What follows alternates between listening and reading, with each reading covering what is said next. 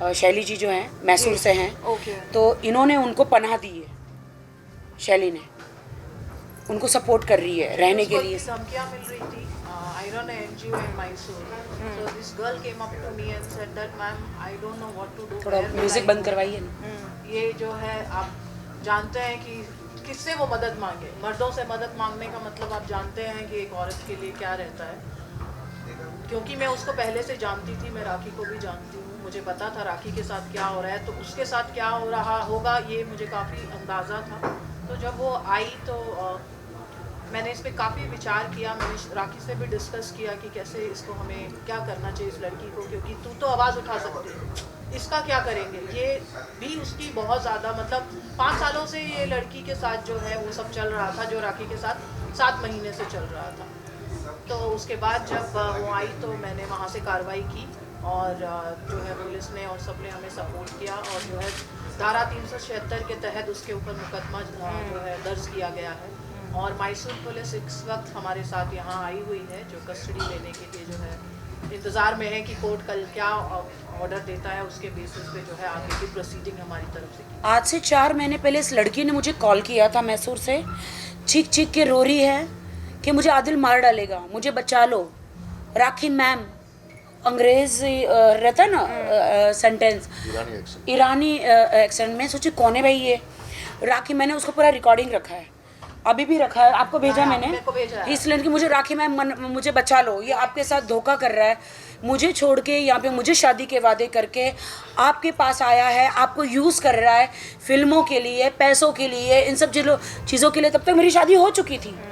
और लिटरली वो लड़की का नाम मैं नहीं रिवील कर सकती हूँ, हाँ मैं नहीं करूँगी। तो मुझे कह रही है, और मैंने आदिल को बताया, आदिल ये सब क्या है। आदिल ने उसके घर में जाके दरवाज़ा तोड़ा, उसे पीटा, और भी लड़कों को जाके उसे पिटवाया। वो सारी रिकॉर्डिंग मेरे पास आई है। वो लड़की ने सारी पीटते हुए, दरवाज़ा तोड़ते हुए सारी रिकॉर्डिंग मेरे पास आई है। वो सारे लड़की मुझसे मदद मांग रही, मैं मदद नहीं कर पा रही हूँ। आदिल ने मुझे बोला कि नहीं वो मुझे ब्लैकमेल कर रही है, ये कर रही है, तुम मेरी बीवी हो, बीवी की तरह रहो, तुमने इस्लाम कबूल किया है तो तुम हमें एक बंद कमरे में ही सब कुछ चुपचाप रहना चाहिए। मैंने कहा मैं इस्लाम कबूल की हूँ तो क्या हुआ, आप ऐसे किसी लड़की के साथ कर रहे हो तो मैं ये नहीं बर्दाश्त कर सकती। नहीं, आई विल सेटल। देखो मुझसे पैसे मांग रही है, देखो मुझसे ये कर रही है कि मेरी फ़ीस भर दो, ये कर दो।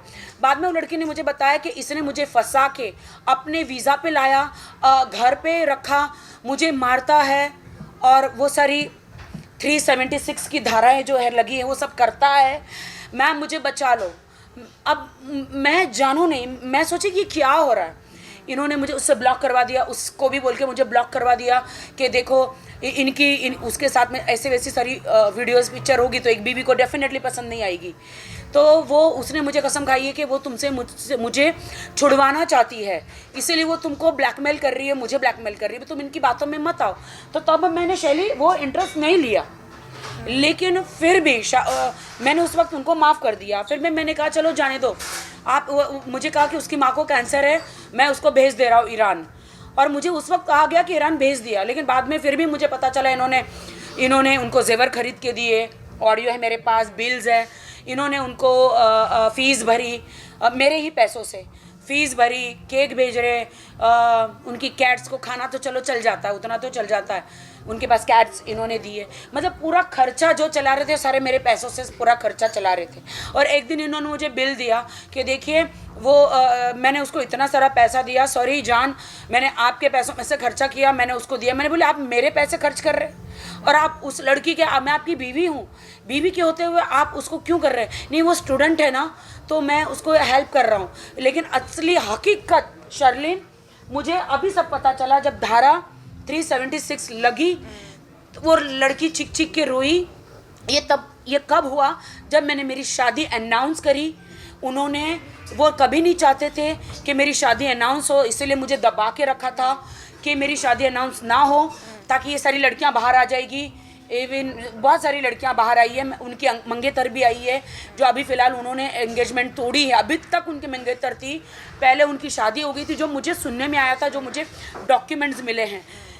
तो मैं दुनिया को ये बताना चाहती हूँ कि आपको लगता है कि राखी सावंत बॉलीवुड में मैं बहुत ही बोल्ड बिंदास हूँ। बिल्कुल, हमें ऐसा लगता है कि हम बोल्ड हैं और हम शेरनी हैं, हमारे साथ कोई कुछ गलत नहीं कर सकता है।